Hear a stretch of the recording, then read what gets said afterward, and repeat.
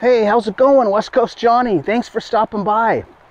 So what I'm doing today, I'm bending some hairpin legs. Not for a table, but it's the same exact idea. Now, I could tell you anyone can do this, but you would need to buy yourself a torch, okay? Some kind of a Aussie acetylene torch, or rent one. You can rent sometimes those things. Well, that's what I'm using. But you know, if you want to make your own legs, your own angle, your own shape, I know they're hard to find. I used to collect them. I still have little ones from tables and stuff. But the ones that are reproduced online don't even look like the old ones. They come down and they're too round. They don't look vintage. If you want to make something exactly the size, length, angle you want, this is the video you want to watch. Follow me. Okay, let me show you what I'm doing. So now this piece of plywood is loose. I made this first, so you know, you like make a template out of paper or construction paper, cardboard, or you can just freehand it. But once you get your size, okay, you're going to cut that out of plywood, screw it onto another piece of plywood. See, this is nice thick 3/4 inch. I just don't want it to move. So what's going to happen, I'm going to get my 1/2 inch stock right here. I'm going to heat it up with my torch, and I'm going to heat it up all right here with the torch. And when it's nice and red, I'm going to get this end of it and I'm going to bend it around so it goes all the way around here. And it will, because this is going to be, that's going to be screwed in and holding it. Okay, once it's bent all the way around here, I'm going to have this little piece waiting with a couple screws in it. I'm just going to put it against it and screw it down. So I'm going to get my torch out and I'm going to start heating all this up. First, I'm going to screw this piece in so I have just enough room to where this will slide in and out without a bunch of play. Okay, just about like that, not too tight. So I'm going to go ahead and secure that and start heating up the metal.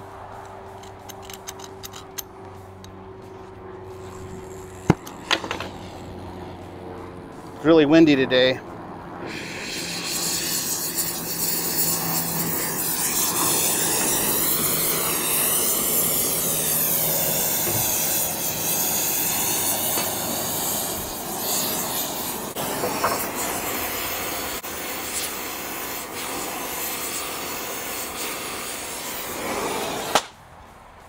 Sorry about that. Put it in our mold. Right there, we want to bend it. No, we don't want to leave it. If you leave it too much, it might catch the wood on fire. We're just going to hold it for a minute.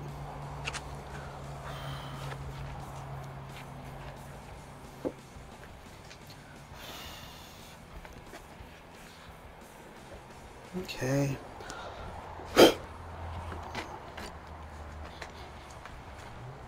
Right in the water. That's going to harden that curve for us. If you don't do that step, you just let it cool off on its own, that's known as annealing the metal, and it's going to actually make it softer. So now we have a nice rigid curve. And now we have a pair that match perfectly, see? All right.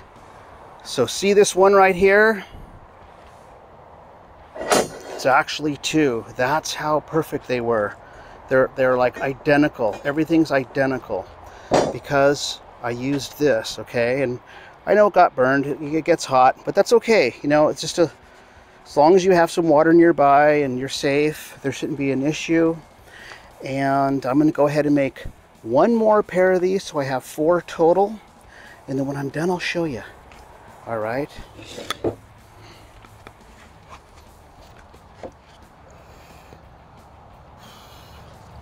Okay, it's nice and curved. I don't want the wood to catch on fire, so I'm going to go ahead and take it out carefully. And I'm going to go put it in the water.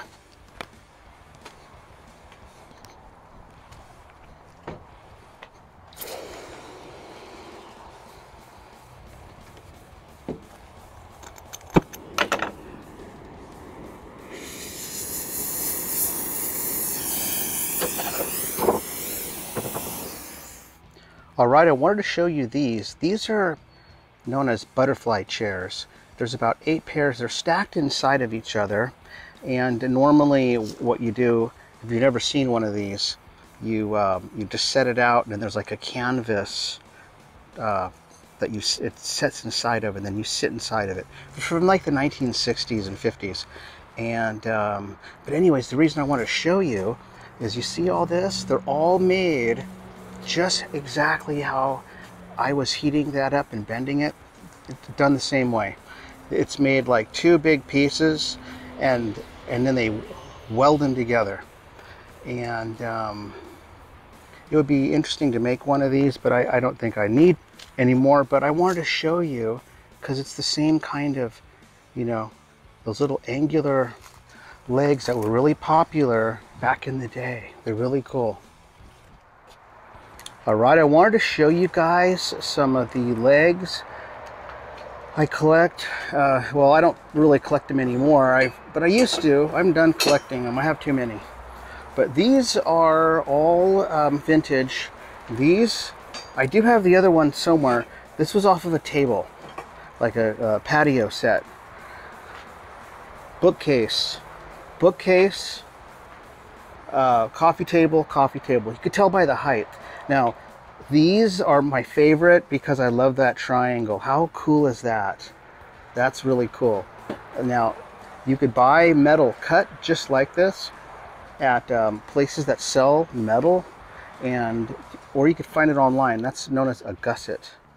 But anyways, you buy a gusset and you could just weld it on to your leg, see, and then you can drill some little holes in a drill press.